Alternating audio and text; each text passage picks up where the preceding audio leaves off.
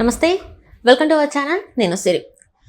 కొడాలి నాని గారికి అయితే ఉచ్చు బిగుస్తున్నట్టు అనిపిస్తుంది. తన మీద ఇంకా ఖచ్చితంగా కేసులు పెట్టి అరెస్ట్ అయ్యే అవకాశం కూడా కనిపిస్తుంది. మరి ఇందులో ఏంటి అసలు ఆయన మీద ఉన్న కేసులు ఏంటి, ఆయన చేసిన అవినీతి అక్రమాలు ఏంటి అనేది మనకు తెలియజేయడానికి మనతో పాటు ఉన్నారు ప్రముఖ సీనియర్ జర్నలిస్ట్ జగదేవ్ గారు.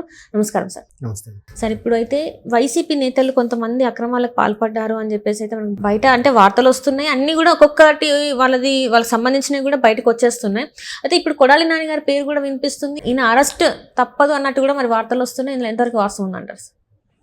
అరెస్ట్ తప్పదు అంటే ఖచ్చితంగా ఎప్పుడో చేయాలి. ఇప్పటికే అంటే నేను చదువుతున్న న్యూస్ ప్రకారము, నాకు అక్కడ స్థానికంగా ఉండే కొంతమంది శ్రేణులు ఇచ్చిన ఇన్ఫర్మేషన్ ప్రకారం అయితే ఈ పాటికి అరెస్ట్ అవ్వాలి. కానీ కూటమి ప్రభుత్వం ఏదైతే ఉందో అది దీని మీద అసలు దృష్టి పెట్టినట్లేదు. దానివల్ల నాకు తెలిసిన టీడీపీ కార్యకర్తలు కూడా చాలామంది బాధపడుతున్నారు. అంటే సారీ టు సే, ఓపెన్గానే చెప్తున్నాను.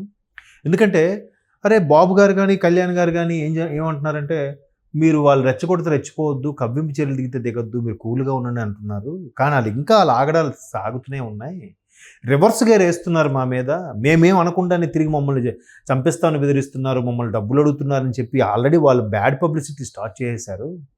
తీరా ఒకవేళ చర్యలు తీసుకుంటే కక్ష సాధింపు కూడా అని అంటున్నారు. దీనికి ఏదో ఒకటి చెయ్యాలి. బాబు గారు లాంటి నిష్ణాతులు, సీనియర్లు, ఒక అధ్యక్షుడిగా, ముఖ్యమంత్రిగా ఆయన ఏదో ఒక చర్య తీసుకోవాలి అని హంబుల్ రిక్వెస్ట్ పెట్టుకుంటున్నారంట. లోకేష్ గారిని స్పెషల్గా కలిసి మరీ చెప్తున్నారంట. చెప్తే ఆగండి బాబు గారికి చెప్దాం, ఆగండి. ఇప్పుడు ఈయన చేతిలో ఉంటే వేరే, అంటే ఉడుకు రక్తం వేరు, పెద్దవాళ్ళు ఆలోచించే తీరు వేరు. బట్ అలాగని చట్టానికి విరుద్ధంగా పోలేరు కదా, ప్రభుత్వం మాదికి ఉంది కదా అని చేయలేము, అది కరెక్ట్ కాదు, టైం రావాలి దేనికని చెప్పి లోకేష్ గారు మళ్ళీ బుజ్జగించి నచ్చజెప్పి పంపిస్తున్నారు. ఈవెన్ పవన్ కళ్యాణ్ గారు అదే పరిస్థితి. ఇదిలా ఉంటే వాళ్ళ ఆగడాలన్నీ కూడా చట్టపరంగా వెళ్తేనే వాళ్ళు ఎక్కడున్నారో తెలియట్లేదు. అబ్స్కాండ్. సరే, ఒక్కసారిగా చట్టపరంగా వెళ్దామని ఒక్కసారి గత 5 ఏళ్ళు తవ్వి తీస్తే ఒక లిస్ట్ అనమాట. చూసారా సినిమాల్లో కామెడీగా కార్యక్రమంకి ఏం కావాలంటే ఒక బండిలు ఇలా రోల్ అవుతుంటుంది లిస్ట్. అది కావాలి, ఇది కావాలో చదువుకుంటూ వెళ్తారు. అట్లాంటి లిస్టు ఉందంట. ఏంది? అధికారికంగా సెక్షన్లు బనాయిస్తే ఉండే లిస్టు. ఇంకా అనధికారంగా ఎన్ని ఉన్నాయో కబ్జాలు, ఓకేనా, క్యాసినోలు, టీడీపీ ఆఫీసు మీద దాడి, టీడీపీ కార్యకర్తల మీద దాడి, నచ్చినోడు ఎవడైనా అధికారి మాట్లాడితే వాడిని పబ్లిక్లో అవమానించడం, అవసరమైతే వాడిని ట్రాన్స్ఫర్ చేయడం, ఆడవాళ్ళు టీడీపీ వాళ్ళని చెప్పి వాళ్ళని తీసి అక్కడ కనీసం మహిళా పోలీస్ లేకపోయినా అక్కడ లోపల వేయడం. ఒకటి కాదమ్మా, అంటే ప్రతి ఎఫ్ఐఆర్ లేకుండానే వాళ్ళని లోపల ఉంచడం, నెక్స్ట్ డే కోర్టుకి సబ్మిట్ చేయకుండా కొన్ని మేనేజ్ చేయడం, దీన్ని అక్కడ స్థానికంగా ఉండే కొంతమంది పోలీస్ బాసులను ఉపయోగించుకోవడం, ఇలాంటి కోకొల్లలు ఉన్నాయంట. ఇప్పుడు ఒక సినిమా హాల్ను ఆక్యుపై చేశారు, అది మొన్న రిలీజ్ చేసుకున్నారు. ఊరి చివరిని ఒక కబ్జా చేశారు, దాన్ని నెక్స్ట్ రోజే ప్రొక్లైన్లతో పడగొట్టించి వెళ్తే వాళ్ళు ఎవరైతే ఉన్నారో హక్కుదారులు వాళ్ళు కైవసం చేసుకోవడం. ఇట్లా మరి ఇంకా చెప్పలేం. ఇంకొంతమంది అయితే ఓపెన్గా ప్రతి ఒక్కరు కూడా, లోకేష్ గారు అయితే బాగా రెస్పాండ్ అవుతున్నారు. లోకేష్ గారికి మెయిల్స్, లోకేష్ గారికి వాట్సాప్, లోకేష్ గారికే వినతి పత్రాలు, ఆయన మంగళగిరి ఆఫీస్కి వెళ్ళిపోయి క్యూలు అంట. అయ్యా నా దగ్గర కబ్జా అయింది, నాది ఇలాగ అయ్యింది, నాది ఇలాగ అయింది, ప్రతిదీ కూడా. ఇంకొంతమంది అయ్యా మేము వాళ్ళకి ప్రశ్నించామని చెప్పి మాకు పెన్షన్ నుంచి మా పేరు తీశారు, మా పెన్షన్ మళ్ళీ యాడ్ చేయండి. ఇట్లాంటి ఇంకా చెప్పలేం ఎన్నో. అంటే ఇక్కడ బయట కూడా ఒక వార్త ఏమొచ్చిందంటే, పోలీసులు కూడా సరిగా పట్టించుకోకపోవడం వల్లనే టీడీపీ ఆఫీస్ వాళ్ళకి ఫిర్యాదులు ఎక్కడికి వెళ్తున్నాయని. డిసెంబర్ అనుకుంటా, డిసెంబర్ 22 ఎప్పుడో టీడీపీ ఆఫీస్ మీద అటాక్ జరిగింది. ఎట్లాగా? కర్రలతో. అప్పుడు మాజీ ఎమ్మెల్యే రావి గారు హయాంలో ఉన్నప్పుడు మొత్తం కర్రలతో రాళ్ళు, పెట్రోల్ బాంబులు విసిరడాలు చాలా జరిగాయి. దానికి ప్రధానంగా కొడాలి నాని గారు అనుచరుడు కూడా ఎవరో ఖాళీ అని ఆయన కూడా ఆ వీడియో ఫుటేజ్లో కనిపించారని, ఆయన అనుచరులు కూడా ఉన్నారని వాళ్ళందరూ కేసులు కూడా పెట్టారు. మెయిన్ అన్నిటికీ సూత్రధారని కొడాలి నాని గారు ఎక్కడ ఉన్నారంటే కనబట్టలేదు. అది కాక క్యాష్నోలు నడిపించారు. క్యాష్నోలు నడిపిస్తేనే కదా ఇదే డెవలప్మెంట్ కావాలన్నారు. ఇది కాదా డెవలప్మెంట్ నుంచి అప్పుడులో ఈ నెటకారంగా మాట్లాడిన సందర్భాలు కూడా ఉన్నాయి. అప్పుడు మంత్రిగా ఉన్నారు కదా కొడాలి నాని గారు. మరి డెవలప్మెంట్ అంటే ఏం కావాలి మీకు? ఇది కాదు, మనం ఎక్కడికో గోవాకి వెళ్ళాల్సింది మనం ఇక్కడే కదా చేసాం, ఇది కదా క్యాష్నోలు ఇక్కడే మెయింటైన్ చేస్తున్నాం, ఇది కదా డెవలప్మెంట్ అని కూడా అన్నారు. ప్రతిదీ కూడా వ్యంగ్యమే, ప్రతిదీ కూడా వెటకారమే. అంటే మనల్ని ఎవడరా ఏం పీకుతాడు, మనల్ని ఎవడేం చేస్తాడు అనే స్థాయిలో చేశారు. సరే చేశారు, మరి అదే ధైర్యం ఇప్పుడు ఎదుర్కోవచ్చు కదా.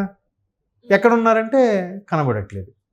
అనుచరులు ఎవరైతే ఉన్నారో వాళ్ళ మీద కేసులు బనాయించారు, వాళ్ళు కొంతమంది అదుపులో తీసుకోవడం జరుగుతుంది. అండ్ మోర్ ఓవర్ వాళ్ళ టైంలో ఎవరైతే ఒక సీఏ స్థాయిలో ఉన్న వ్యక్తి, పేరెందుకులేండి, ఆయన కూడా వాళ్ళకి కొమ్ము కాశాడు, ఆయన మీద కూడా ఇప్పుడు కేసు వేయబోతున్నారు.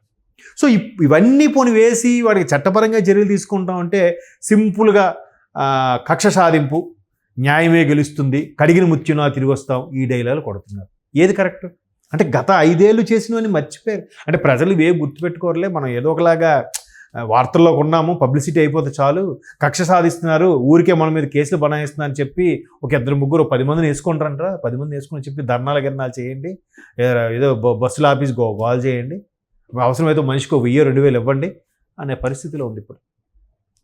మరొక వైపు సరే ఎందుకులే, వాళ్ళు ఇప్పటికే చచ్చిన పామును ఇంకా చంపడం ఎందుకని అంత ఘోర పరాభవంతో ఉన్నారు, ఇంకా వాళ్ళని ఎందుకు ఇబ్బంది పెట్టమని చెప్పి ఇంకా ప్రభుత్వం చర్యలు తీసుకోకపోయినప్పటికీ ఇంకా వాళ్ళు కొంతమంది రివర్స్ గేర్లో చెప్పాను, ఇంతకు గతంలో కూడా చాలా సందర్భాలు చెప్పాను. ఒక ఎగ్జాంపుల్, అక్కడ స్థానిక ఎమ్మెల్యేలకు కూడా వెళ్ళి కలిసి వైసీపీ కార్యకర్తలు, అయ్యా మీ టీడీపీ వాళ్ళు, జనసేన వాళ్ళు, మీ కూటమి వాళ్ళు మమ్మల్ని చంపేసేలా ఉన్నారు, మీరే మమ్మల్ని కాపాడాలంటే అట్లేం జరగదు, మీరేం చేస్తారు, మీ నాయకులు చేసిన దానికి ఏం పర్వాలేదు వెళ్ళండి అని ఆ కూటమి ఎమ్మెల్యే చెప్పి నచ్చజెప్పి పంపించేస్తే బయటకు వచ్చి ఏం చెప్తున్నారంట ఈ వైసీపీ కార్యకర్తలందరూ కూడా, ఎమ్మెల్యే గారు మమ్మల్ని పిలిచారు, మాకు డబ్బులు డిమాండ్ చేస్తున్నారు, లేదా ఊరులు పారిపోమంటున్నారు, మాకు భయం వేస్తుంది, ఏం చేయాలో తెలియట్లేదు, రివర్స్లోకి వచ్చి చెప్తున్నారు. వీళ్ళే రిక్వెస్ట్గా కాపాడని అని అడుగుతున్నారంట, బయటకు వచ్చాక ఇలా చెప్తున్నారంట. ఇది ఇంతకుముందు కూడా ఒక 10-20 డేస్ బ్యాక్ ఎప్పుడో చెప్పాను ఈ విషయం. సో అట్లాంటి పరిస్థితులను అటు వాళ్ళు ఏం చేయాలి, ఎట్లా చర్యలు తీసుకోవాలి చెప్పండి? చట్టపరంగా కేసులు వేసేస్తే కక్ష సాధింపు, లేదు వాళ్ళు చేసే పంథాలను వీళ్ళు చేస్తే కూటమి ఉంది కదా, అధికారం ఉంది కదా అని చెలరైపోతున్నారు.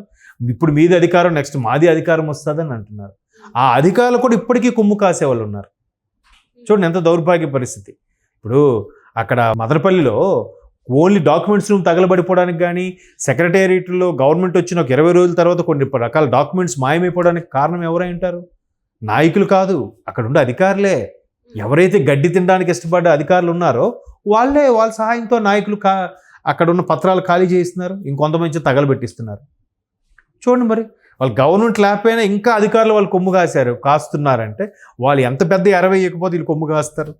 ఏముంది, ఒక 5 కోట్లు 10 కోట్లు ఇస్తామంటే ఉద్యోగం తీసి ఎన్నాళ్ళు సంపాదిస్తామమ్మా, సరే ఇన్ని కోట్లు వస్తున్నాయి డిసైడ్ అయిపోతున్నారు, మహా అయితే సస్పెండ్ చేస్తారు, అవన్నీ తెలియలేక ఎప్పుడో డిస్మిస్ చేస్తారు, ఈలోకి సగం మర్చిపోతారు జనాలు. ఆడొచ్చిన అమౌంట్తో ఎక్కడో వేరే దగ్గరికి వెళ్ళి బిజినెస్ చేసుకుంటాడు, సెటిల్ అయిపోతారు, మర్చిపోయారుగా. అంతేగా, మనిషి అన్నోడు ఎక్కడో ఒకరు తెగుతాడు. అదే సినిమాలో అన్నట్టు ఒక మనిషి 3 కోట్లు దిగుతాడు, ఒక మనిషి 5 కోట్లు దిగుతాడు, ఇంకోటి 10 కోట్లు దిగుతాడు. ఈలోకి మనం సేఫ్ కదా, మన పత్రాలు, మనకు ఉండాల్సిన డాక్యుమెంట్స్ ఏవైతే విట్నెస్లు ఉన్నాయో అవన్నీ లేకుండా చేసేస్తాడంటే హ్యాపీ కదా. పోయింది 5 కోట్లు, పోతే పోయింది. జనాలు కూడా అలాగే ఉన్నారు. మళ్ళీ మన జీవితకాలం ఎప్పుడు సంపాదిస్తారు ఆ 5 crores ఇలా తీసేసుకుంటే మళ్ళీ గవర్నమెంట్ వచ్చేసరికి ఎప్పటికి ఎలా ఉంటుందో తెలియదు, సర్లే అనుకునే వాళ్ళు కూడా ఉన్నారు. అంటే అందరు కూడా వదిలేసారంటారా? అంటే ఏదైతే అది అయిందిలే అన్నట్టు ఉందంటారా సొసైటీ కూడా? ఎస్, అందుకే మారాల్సిన ముందు ప్రజలే. ఇప్పుడు ఎవడైతే వాళ్ళు కొమ్ము కాస్తున్నాడో వాడు మనలో ఒకడు, ఏ అధికారి అయితే వాళ్ళకి భజన చేస్తున్నాడో ఆ అధికారి కూడా మనలో ఒకడే. మారాల్సింది మనమే.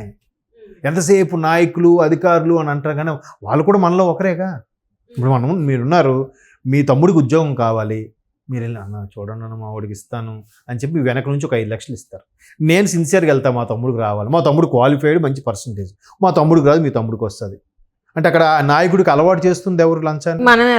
ఎస్, లేదు అదే నాయకుడు వాడు 5 లక్షలు ఇస్తాను, మీ తమ్ముడు కొంచెం మెరిట్ ఉంది కదా, చూడు మరి కనీసం 2 లక్షలు చదివితే మీ తమ్ముడికే ఇస్తాను. వాడు 5 ఇస్తున్నా, మనకు 2 కదా ఆఫరు, సరే 2 లక్షలు ఇచ్చేద్దాం సార్, నేను ఇస్తాను. ఎవడి తప్పు ఇక్కడ? నా తమ్ముడు వల్ల నా స్వార్థం నాది. సో ఇట్లాంటి సొసైటీ అయిపోయిన తర్వాత ఇంకా నాయకుల్ని అధికారుల్ని అనుకోవడానికి లేదమ్మా, మనమే మారాలి. కాబట్టి అవన్నప్పుడు ఇలాంటివి జరుగుతూనే ఉంటే వాళ్ళు తప్పించుకు తిరుగుతూనే ఉంటారు. Right sir, right, thank you so much sir.